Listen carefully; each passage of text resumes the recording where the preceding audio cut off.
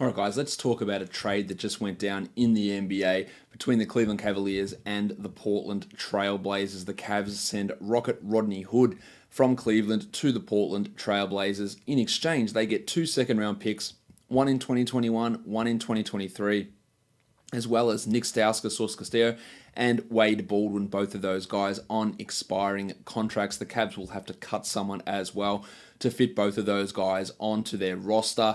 Let's in essence, this isn't a big move for fantasy. It's not doing huge amounts here.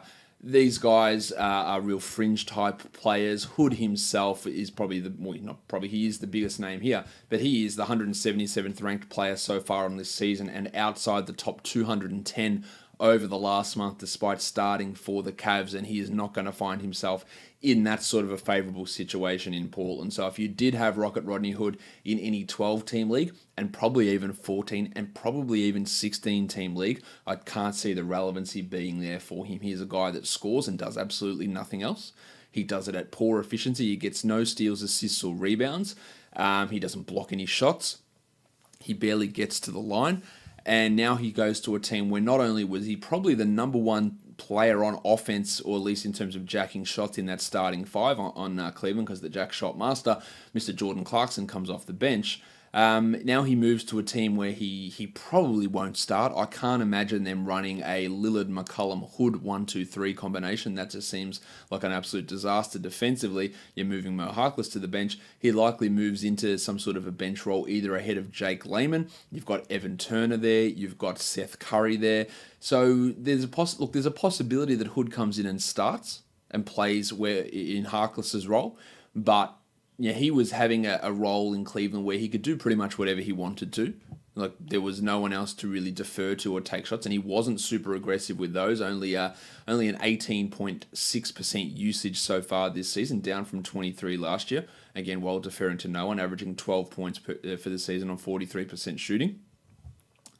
So he either moves into that starting lineup and has to defer to Lillard and McCollum and probably Yusuf Nurkic, or he moves into the second unit and Evan Turner's going to have the ball in his hands. Seth Curry's there as a better offensive player as well. So not only is he not the number one primary option in a starting lineup, in a bench unit, is he the number one guy over Seth, over Turner?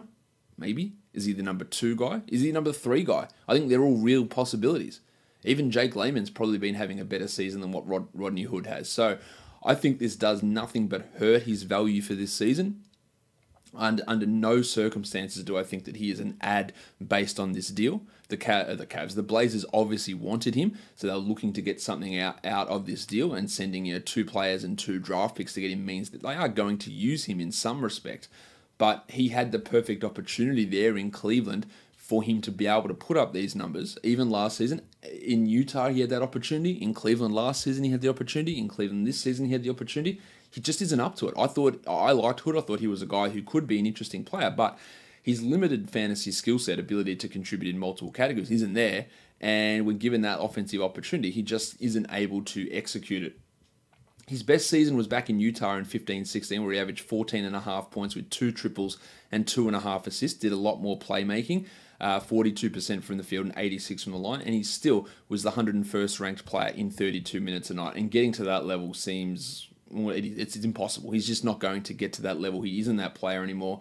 He's constantly getting hurt or shitting his pants or struggling in other areas, and I just don't see him as any sort of fantasy option outside of very, very deep formats. Cleveland is a bit more interesting to me, because obviously they're losing a starter, a guy that was playing 27 minutes a night. So who moves into that starting small forward spot? I would think that they put Cedi Osman back at the small forward position. You've got Larry Nance, who could play a power forward, although Larry Drew apparently hates that idea. Kevin Love's return is supposedly imminent, so he will slot back into that spot pretty clearly. Or in the time being, they put Jaron Blossom game in that area, or maybe Deng Adele, who they've been playing quite a bit. So they've got some options to move into that. I put it as the 4 because I think Osman just slides down. I was going to say shifts and slides. He shifts down and plays the 3, opening up that 4 for Nance, for Love, for Blossom game. So Nance is a guy we want to grab in 12-team leagues regardless. Blossom game isn't. What it does do, it probably helps a little bit for Alec Burks to be more solidified as a shooting guard position, but he is not a great fantasy producer. He's an okay streamer for points. Occasionally he'll have big outburst games, but it's not consistent enough. He's more of a 14-team league guy and a rock-solid 16-team league player, Alec Burks. But for 12-teamers, I don't think this is a big help. But the guy, David Nwaba's also back, so that confuses that wing rotation a bit more. Wade Baldwin's the interesting one to me, because I think, and correct me if I'm wrong, anyone listening, or not correct me, give me your opinion if you think it's different. I think Wade Baldwin's a better player than Colin Sexton. He's longer, he is a better passer, equally poor shooter, most likely. I think he's a better player than Colin Sexton. Now, I don't think the Cavs believe that, and I think they've just got Baldwin in here just as a throw-in to see what happens. I think he's better than Sexton. There is 1% chance that they play him over Sexton. It's just less than that. 0.2% of a chance that happens. But he's a name to watch. Could he take the backup point guard role off Matthew Dellavedova? Yeah, absolutely. Delly's 28 years old. He's a Cavs legend. They love him there. Cult hero. All that sort of stuff. But he's not the future of anything on this team. He's not the future of anything on anyone's team at this point.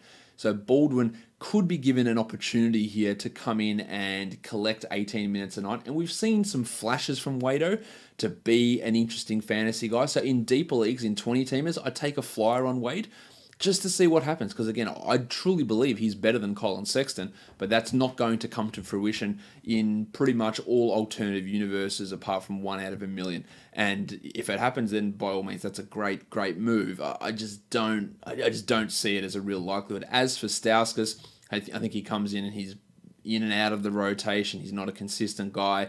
He had that nice little run in Philly a couple of years ago, but has struggled since then. He's just not going to come in and be a contributor. Again, Clarkson, Burks, Osman, Dellavedova, Nwaba, all of these guys are ahead of him. Maybe he moves ahead of someone like Deng Adel into the rotation or Blossom game, depending on how they want to run things. But he's not. He's very, very far from a must-roster player. Let's flip it now. Let's do fantasy check-ins on 3 teams. Little quick check-ins now. Looking at the Atlanta Hawks, seeing what's going on with those guys. Of course, the trade deadline could have a big impact on how they run things, but important to note here that Kent Bazemore and Torian Prince are both back into the lineup. Prince started the last game alongside Kevin Huerter, while Bazemore, in his games back, has yet to play 20 minutes a night. And I think that's relatively realistic for Bazemore. Again, people have these really high hopes for Bazemore. I've got to add him, must-add player.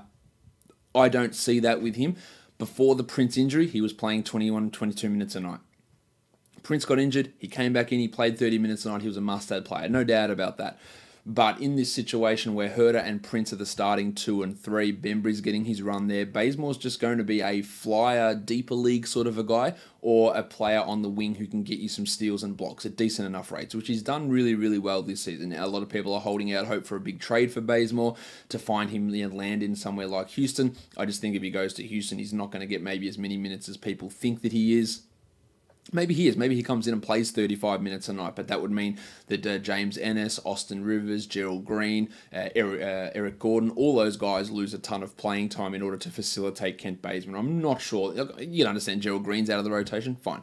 But you're going to have big 35-minute plus for Gordon, Harden, Paul, and then Rivers gets 20 minutes a night, 15 minutes a night. So Bazemore, I'm not sure is going to have that sort of a role. I talked earlier in the waiver wire segment talking about Kevin Huerter. I think he is a must-roster player.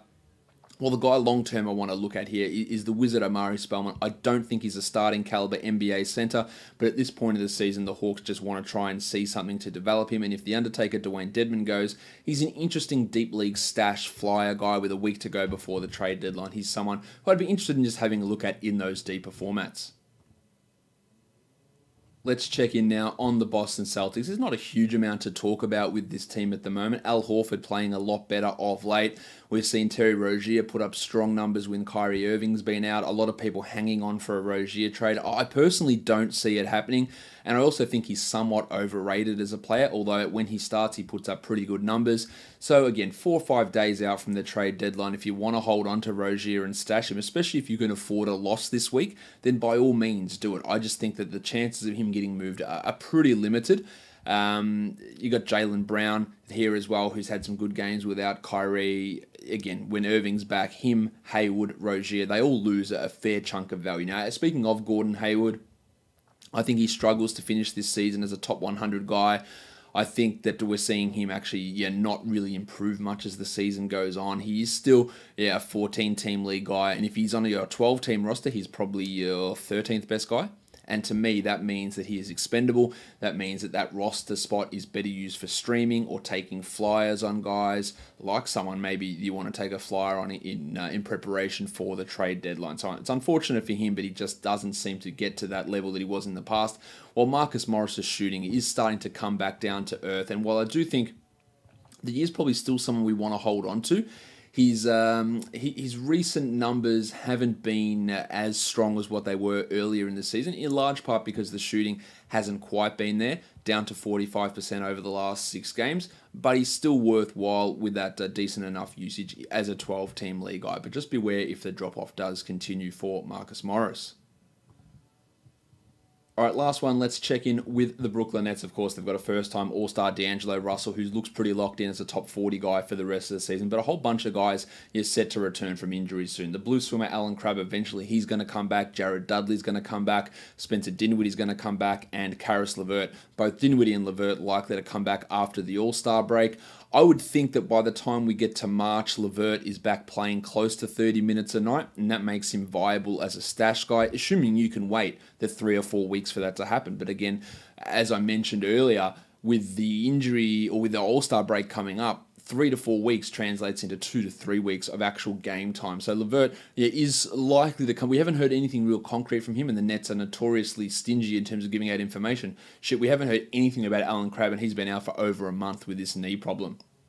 So with LeVert, there's a bit of risk involved in that. We've got more of a clear timetable on Dinwiddie as well. The guys who are going to hurt there, Rondae Hollis-Jefferson, I just think it's done for him. As a member of the Brooklyn Nets, I wouldn't be stunned if he is traded on Thursday at the deadline. We've had Jared Dudley start over him. We've got Treveon Graham starting over him. And when Dudley comes back, are they going to take Dudley or Graham out of the rotation entirely? Or does Rondae lose out there? What happens in that scenario? When Crabb comes back, where does he sit? What do we do with Rowdy Rodion's Kurucs? Crabb's not a 12-team league guy.